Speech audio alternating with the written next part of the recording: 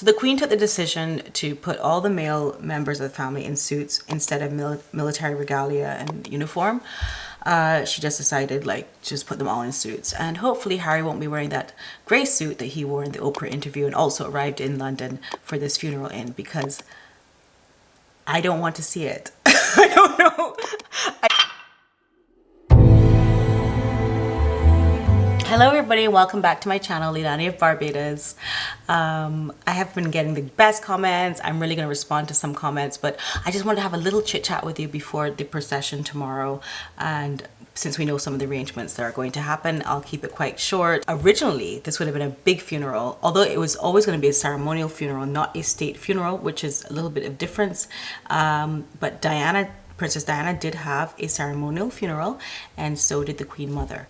But originally this was going to be 800 guests, and it's gone down to 30 due to COVID and so on and so forth. And this 30 guests is excluding the military personnel and the family and the church attendants and so on and so forth. Anyway, so from 800 to 30, so that's just with some mental arithmetic. So that's 3.75% of what it would have been. So this is a huge change due to COVID. So most importantly, who is going to be invited? It's going to be basically the Queen and Prince Philip's children and direct grandchildren, as well as Margaret's children and grandchildren. And then also Prince Philip has some German family that he's remained very close with over the years, and they will also be in attendance. To name all of them and their earldoms and their dukedoms and their viscounts, dems and so on and dem so, is just a bit like too much for me, but they're all people who meant a lot to Prince Philip. My husband is so excited about the Land Rover being used as a hearse because he's a Land Rover man who arguably loves his Land Rovers more than he does me. That's debatable, but yeah, he's really excited about that. Prince Philip was quite a big part of engineering this Land Rover. It was 16 years in the making, and he was really involved in the engineering and the mechanics of it. And this is going to be a military green, or it is a military green. It's sort of a pickup truck style, and you can see it here, and it is what he wanted. In terms of the procession, it has come out that William and Harry will not be walking together. They'll be separated by Peter Phillips, who is Princess Anne's son, and that is because his wife Autumn and him are separated, so he doesn't need to walk with her. I think she's not even attending. Also, Fergie's not attending, so that will be I don't know, people are speculating as to the reason for that. Maybe because they don't want to the body language experts, which everyone told me to watch, and there's some good ones out there for sure, professors and so on, but the body language experts will sort of be honed in on them and watching their body language, so to separate them. But basically it's because Peter Phillips doesn't really have a wife to walk with, so it's better he walk with his cousins. Meghan will not be attending. This rumor that we heard that she didn't want to be the center of attention, which would be absolutely impossible, being in the room with the Queen, whose husband has just passed away. I don't want to give too much. Honestly, to be really honest with you, the way I feel, I don't want to give her any more oxygen until this is over. No one cares so about her, and any excuses she gives or anything that she tries to put out in the press should be totally ignored, and I think we should all just ignore her at this point. I think it should be a time of reflection for her, actually. Like, I think this is her time to reflect on herself. But she needs to really think about everything that's going on and stay there where she is. I really feel for the Queen, and I think our thoughts and prayers should remain with her, and our sympathy should be with her. I also have a lot of sympathy for Harry. I mean, if you remember, like, Harry must feel a lot of regret right now, and he's over there with his family. He has to face the music, and I do feel for him. But it's really about the Queen and Prince Philip. And of course, the Queen has to sit by herself for the funeral. When she enters, I'm going to go through the whole thing, but when she does enter through the side door into St. George's Chapel, where incidentally Harry and Meghan did get married, she has to sit by herself. And that's because of the 2-meter rule. So nobody else in her household will be will be a guest. So she has to sit by herself. And it's really interesting because we did attend a funeral of a dear friend of ours, and the widow, sat by herself, and that really broke my heart. So guys, be prepared for that, because when you watch that woman alone for her husband's funeral, sitting by herself, I didn't understand it, and I thought, what is going on? Why is she by herself? That was, of course, during COVID. It was a month or two ago, maybe 2 months ago, and that was the saddest part for me, was why was nobody there with her to like hold her, like comfort her. But maybe it's the best thing for the Queen. You know, this is between her and her beloved husband, but it is actually something the church is enforcing because of the COVID protocol. So the Queen took the decision to put all the male members of the family in suits instead of military regalia and uniform.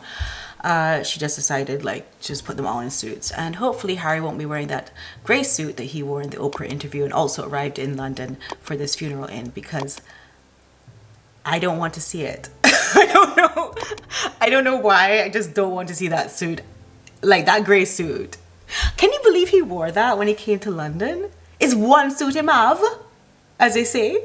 I mean, is it only one suit that he has? Because he should never wear that suit again, especially coming off of the Oprah interview. And I did not understand.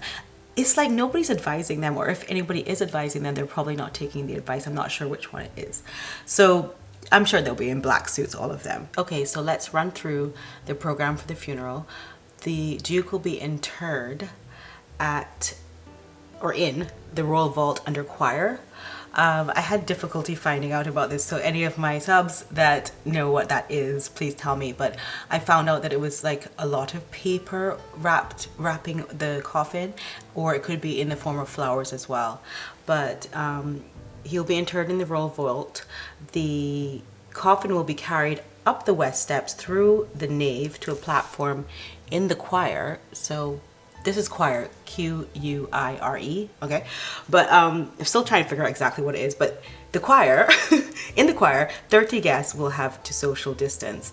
The altar, the Duke's insignia will be on the cushions, which I think is such a nice touch. So all his medals and everything will be on display there in front of where the Queen is sitting, basically, at the altar. At 2:40 p.m.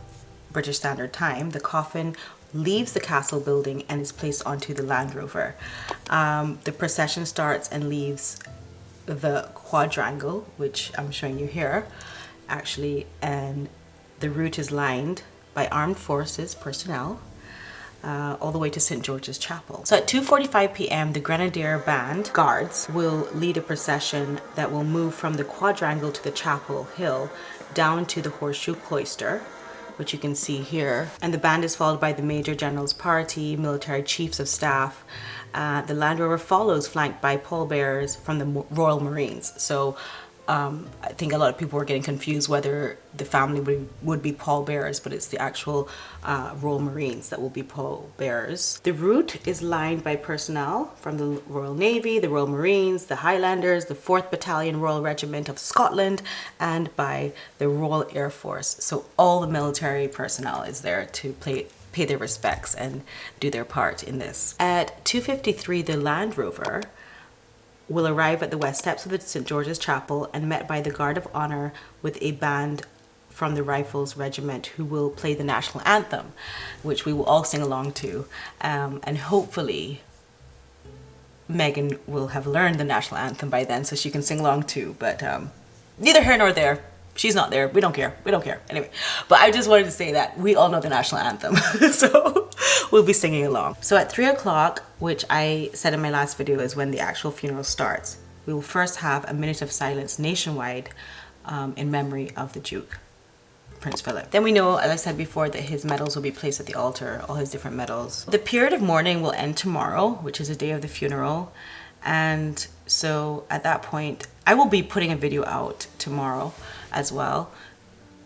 I will be watching it live and talking about it and observing everything. So I hope you stick with me. Buckle your safety belts. This is going to be an emotional day tomorrow, so I'm a little bit nervous about that. But we have to remember the most important person is the Queen, and let's keep her in our thoughts and prayers. And God save the Queen.